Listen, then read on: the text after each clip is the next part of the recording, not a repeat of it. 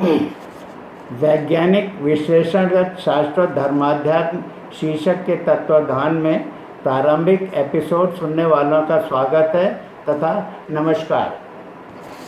कौन कहता है कि भगवान के अस्तित्व को वैज्ञानिक प्रमाणों के आधार पर जाना या पहचाना नहीं जा सकता? ये तो वे ही लोग कह सकते हैं जिनमें सत्य का विश्लेषण करने की क्षमता नहीं होती। मैं डॉक्टर कमलकांत सक्सेना इस शीर्षक के माध्यम से संसार के हर व्यक्ति को भगवान ही क्या बल्कि विज्ञान, आध्यात्म, ब्रह्मांड और धर्म के संबंध में भी वैज्ञानिक प्रमाणों के आधार पर, प्रकृति में व्याप्त प्रमाणों के आधार पर, प्रकृति में दिखाई पड़ने वाले प्रमाणों के आधार पर तथा शब्दों के व्याकरणिक अर्थों के आधार पर स्वविचार द्वारा उन सत्यों को अवगत कराने की कोशिश कर रहा हूँ जिनकी अनभिज्ञता में तथा अज्ञानता में आज तक मतांतर बने हुए हैं। यदि लोग अभी भी आज भी उन सत्यों को जानकर न चेते तो वे निश्चित जानें कि उन्हें निकट भविष्य में उस समय पछताना पड़ेगा जब वे भविष्य के सत्य उनके सामने रूबरू खड़े होंगे। ये विचार किसी भी मत के व्यक्ति की आस्था को न तो अपमानित ही करते हैं और न ही उनके किसी ग्रंथ या शास्त्र के विरोध में कोई टिप्पणी ही करते।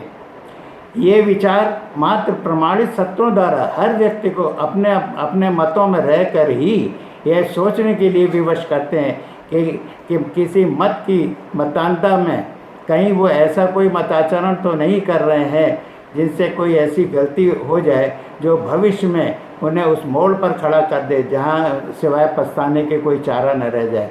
और उस समय वो इस मुहावरे को चरितार्थ करें कि अब पछताए होत का जब चिड़ियाँ चुग गई खेत।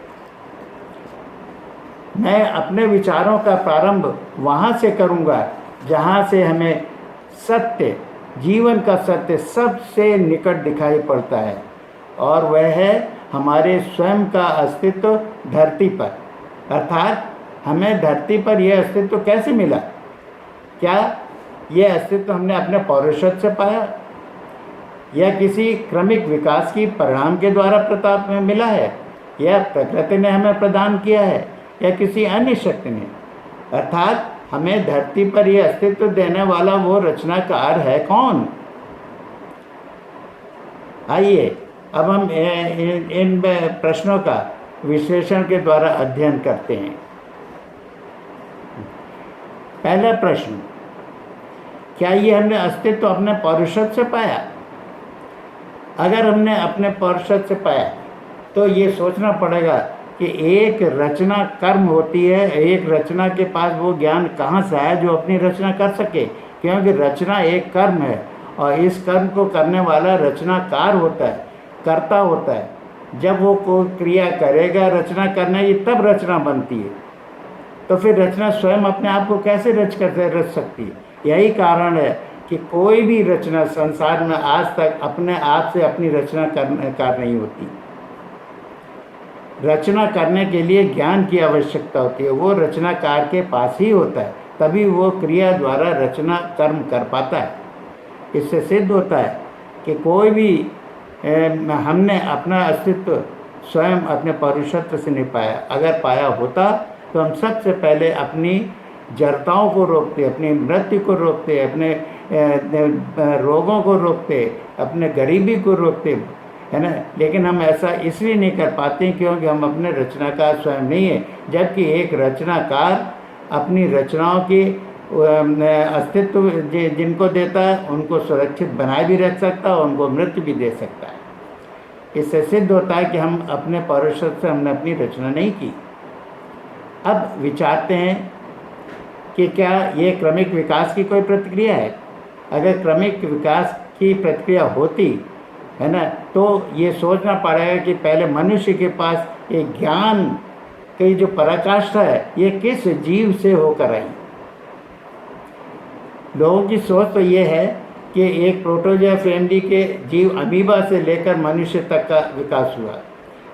जब अमीबा एक हर्माफ्रोडाइट एनिमल था जिसमें दोनों नर और मादा थे, तो मनुष्य तक आते आते ये दो अलग अलग कैसे हो गए, नर और मादा? ये विकास कहाँ से आया?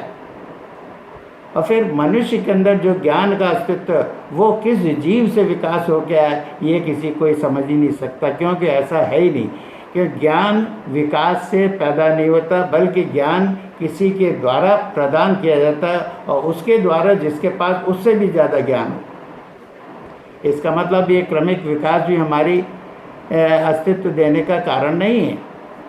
अब यदि सोचें कि प्रकृति ने क्या हमें ये अस्तित्व दिया है, लेकिन प्रकृति का नियम तो जड़त्व का नियम है। इसीलिए तो प्रकृति स्थिरता का पालन करती है। इसीलिए प्रकृति के पंच तत्व से बना शरीर जब डेथ होती है, जब मृत्यु आत्मा अलग हो जाती है, तो शरीर बिना उसके ताकत के बिना कोई क्रिया या प्रतिक्रिया के हुए पड़ा रहता है।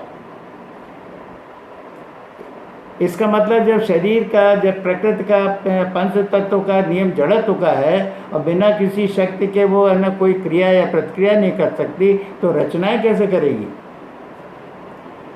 इससे सिद्ध होता है कि प्रकृति भी हमारी रचना करने वाली शक्ति नहीं है। अब सोचना पड़ेगा, क्या कोई अलग शक्ति है जिसने हमारी रचना की।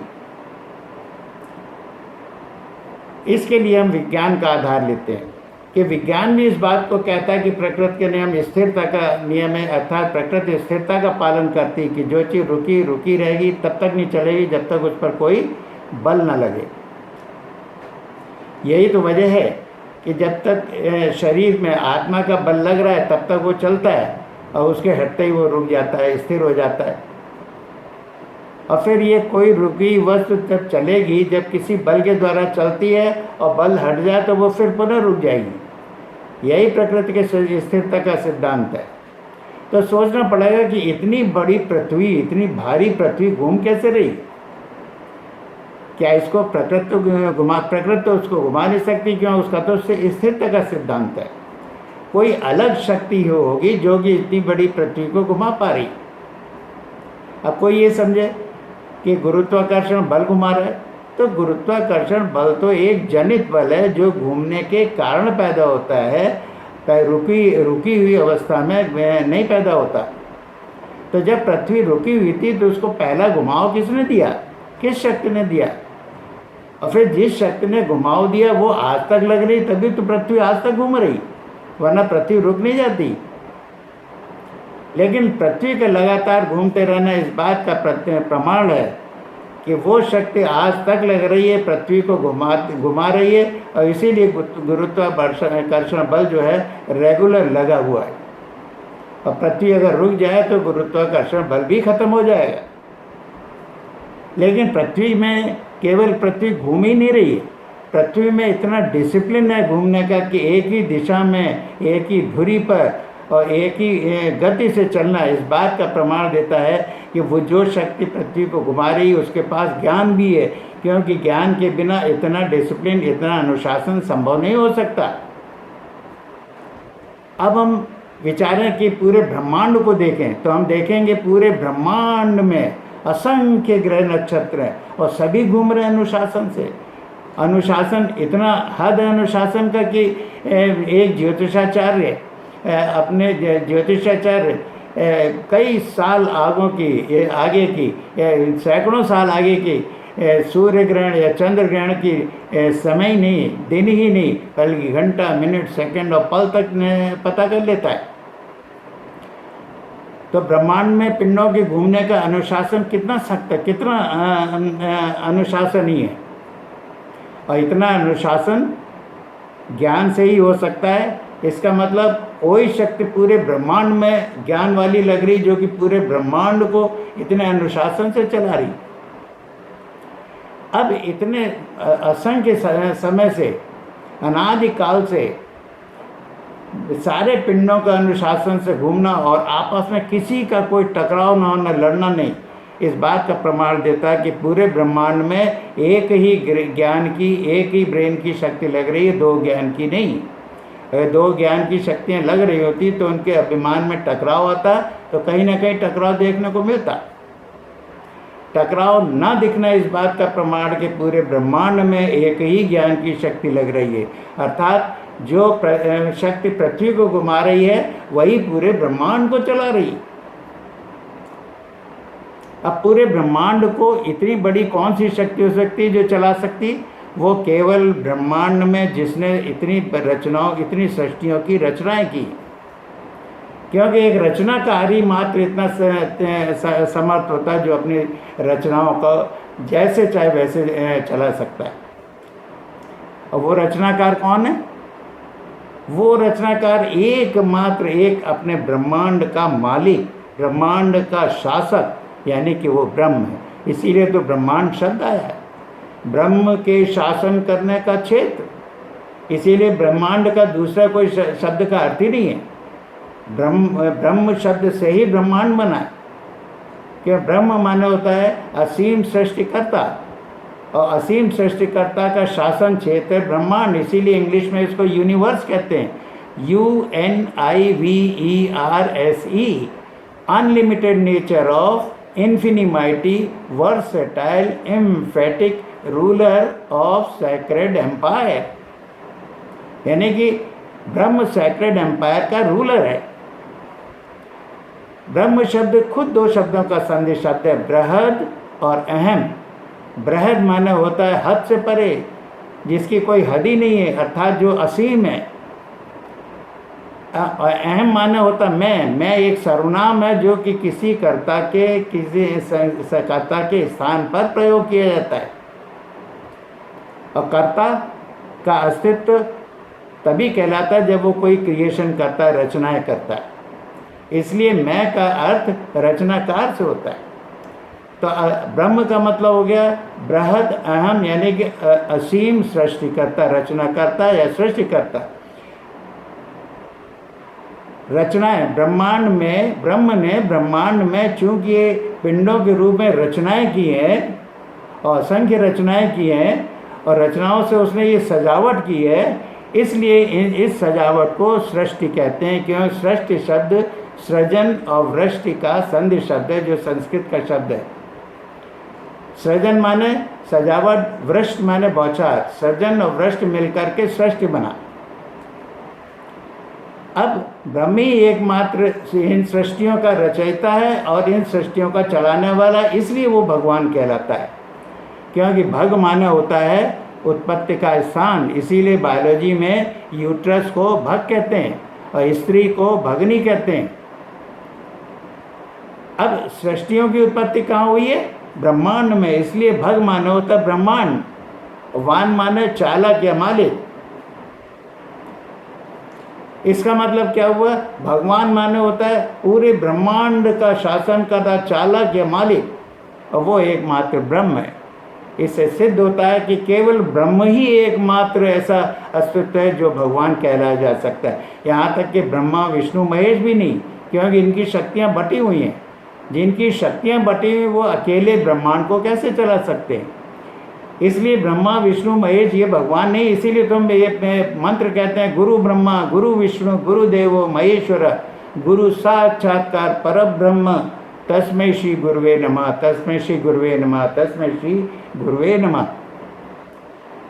तो ये तो गुरु हैं जिन्होंने हमें साक्षात्कार कराए उस पर ब्रह्म के, जो सृष्टि का रचयिता है। अब ब्रह्म ने अपने ब्रह्मांड में दो तरह की सृष्टियाँ रची हैं। पहली दिखाई पड़ने वाली, दूसरी न दिखाई पड़ने वाली।